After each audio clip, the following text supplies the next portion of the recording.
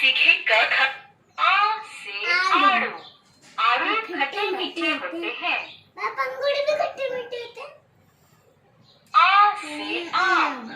आम एक रसीला फल है जो गर्मियों में पाया जाता है। अ से अदरक। अदरक एक जड़ है।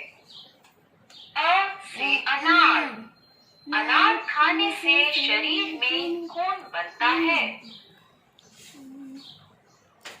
उल्लू से उल्लू।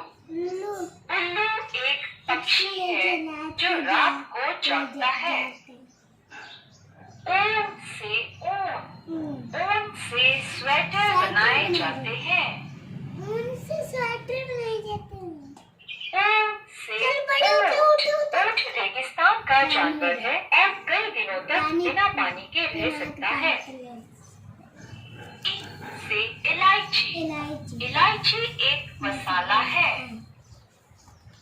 ई से इनाम। अच्छा काम करने पर इनाम मिलता है। ई